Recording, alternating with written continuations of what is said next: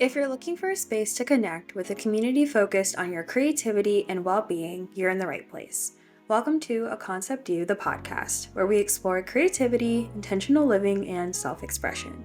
I'm your host, Makala Aayana. Welcome to the playground. Let's get into today's episode. The first thing I want to chit-chat with you guys about today is around creative wellness. I feel like this is something I talk about a lot, and I don't think I've ever really defined what creative wellness means for me. Thinking about creative wellness is the intersection of creativity and well-being. It's using art as an expression, as a tool for your mental health, for your emotional health, for your physical health. And it's also the realization that creativity isn't just about art. It is also about creating a space for self-discovery, creating a space for healing, creating a space for connection. And in my own creative practice, there's a couple different things that I do that I realize, kind of dumps into those different categories. So for one, with my mixed media practice, I do photography, acrylic painting, collage, crochet. These are different modes, different mediums that I can use in an effort to storytell and to create works of art that help to bridge stories together and creates dialogue. So that is the secondary benefit when it comes to creating. The first thing is using it as a means to express yourself, to tell your story, to express how you're feeling in the moment, whatever that looks like for you. That is the first and foremost reason for creating for yourself. The second part comes when people are consuming what you are creating, when they are getting their own understandings, their own meanings out of the artwork that you poured yourself into. So that comes into play when I think of my creative wellness practice. The other piece is the creative wellness workshops that I put on, and I think that just speaks to how much creative play that I do or that I lead in my workshops. Hand-on creative experiences that are meant for people to connect with one another and to have mindfulness and a way to connect with themselves. So that's another form of creative wellness in my own practice. Another example is this podcast. This is a space for conversation around identity, around culture, around self-expression, figuring out who you are and what are you trying to say. At the end of the day, creative wellness has a bunch of different outlets. It looks different for everyone. Since being in a space where I feel a little bit less creatively focused, or I feel a little bit more creatively challenged, I wouldn't say it's necessarily a block that I'm experiencing right now, but definitely feeling a little bit more challenged. And one of the things that I go back to when I'm not feeling my most creative or my most comfortable self when it comes to my creativity, I always try to observe someone else's artwork or their practice. I had a chance to view Abigail Ruth's A Mother is a House, and we also got to experience her artist talk where she talked a lot about what the show meant, the journey, the story that she was trying to get across from the lens of motherhood and from the lens of building blocks, literally building bricks, building blocks as a means to create a home. And I think there's just so much beauty in her exhibition and her work in this journey of motherhood for her. And that's not something that I can necessarily relate to, given that I am not yet a mother, but I do relate very heavily in that mother-daughter connection and that mother-daughter story and creating a safe space for her daughter, what that looks like. And I immediately see myself in my mother. And so there is a lot to say in that because I am absorbing or consuming someone else's artwork. I am that secondary source or I'm the secondary touch point for Abigail's creativity. That initial outlet was her creating based on her own journey, based on her own story. Now that I'm seeing it, I am having my own reaction. And now this is causing me to want to create something of my own, or it is pouring into how I am reflecting, how I am thinking about my own relationship with my mother, how I am thinking about what motherhood could potentially look like and all of what that entails. And now that will seep into the way that I create, the way that I represent my own story and my own relationship with my mother. And so that is the beauty of art. That is the beauty of creativity. That is why creative wellness is something that is so important to me, because every action has a reaction. Whenever you are actively expressing yourself in the most authentic way that is true to who you are influencing someone else to do the same. No matter how small, no matter how big, when you are actively being true to who you are, being true to yourself, being true to your story is inspirational. That is the most raw, that is the most true version of who you are when you are showing up as yourself. And when you walk in the room, people feel that energy. And I think there's just so much power in that. One of my other recent creative wellness practices has been around curating. I have thought about curation, creative direction a lot, and I feel like there is a lot that I guess downplay with that area for myself as a form of creative expression, because I don't think that I have enough experience or enough ground to really talk about the things that I think I know. And what I mean by that is I feel like I have an eye for curation, for creative direction, but I second guess my own experiences because I don't feel like I have learned enough in those areas.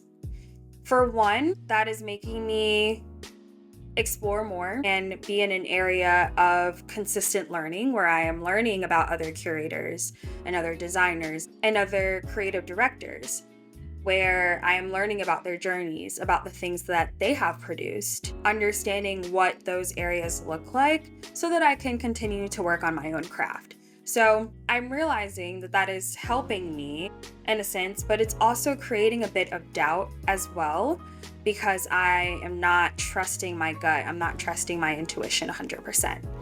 So one of those things that I have been trying to do lately is lean into that as much as possible, because my intuition is there for a reason. I am getting called. My calling has kept calling me. I'm consistently hearing it. So I know that this is a journey, this is an area where I belong. I just know it is. So in thinking about that, I recently curated an exhibition called To Be Here Now is To Be. This show is a representation of what it means to be in the present. The way that I describe this show, and I'll read this verbatim, is to be immersed in the present in all of our complexity and depth, feet planted firmly to whatever ground graces the soles of our feet, is to fully embrace and honor our current experiences, allowing them to shape and define our collective narrative. So when I brought on the other artists who were a part of this show, I asked them to think about artwork in their collection that reminded them of where they are in the present moment, or where they have been in other moments. So using their art as a reflection of a snapshot, a moment in time that has led to the person they are today, that has helped them to become who they are in this present moment. And I think this show and really the whole idea around To Be Here Now is to remind myself to continue to think about my stories, to continue to think about these little nuances and little life moments that happen where I'm thinking, oh my God, this is random, or I'm stressing about why is this happening to me, or I am worried about what is to come. Thinking about all of these moments that are building who I am. Consistent. It's an ongoing thing. It is impacting all of these things that I'm learning about myself, is impacting how I am showing up. And there are moments, a lot of times, where I don't want to show up because I am afraid of whatever is to come, or I'm simply tired. I am wiped out. I am in a moment in a need of rest.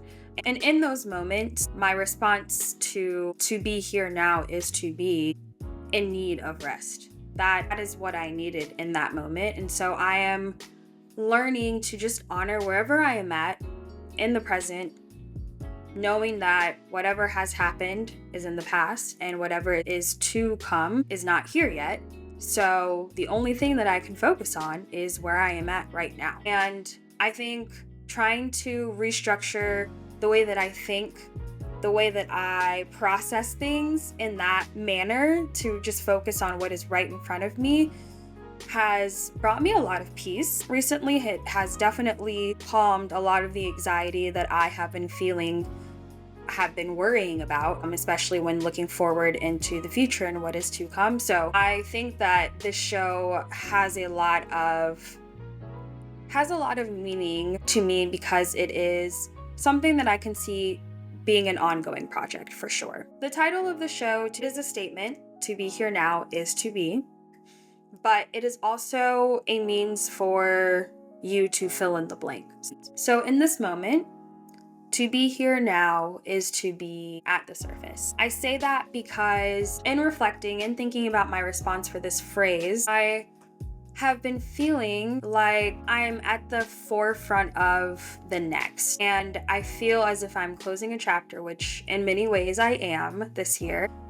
And it's interesting because this time around, where normally in the past I have been very anxious about what is to come, I feel as though there have been a lot of things leading up to where I'm at today that have been making me feel more open to accepting what is yet to come.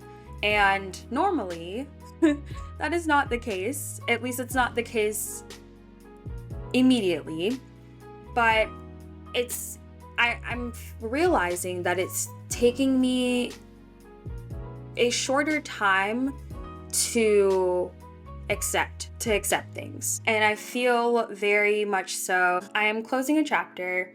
I am finding myself being more open to accepting what may come my way. And I'm excited for whatever the next thing looks like, even if I have not figured that out. And I am realizing that because I'm acknowledging that, it's making me loosen up the pressure, the intensity on myself for not knowing the answer to that and not knowing what is the next thing to come.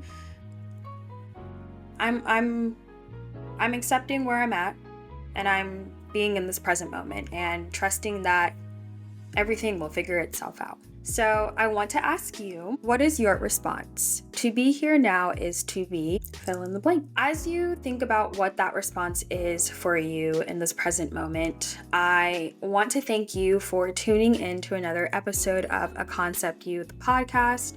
If this episode resonated with you, please be sure to share it with your loved ones. And for more, please connect with us on Instagram at aconceptyou or visit us at makala.com. That's not my website. Or visit makalacreates.com/ACY. Until next time, keep doing you and take care.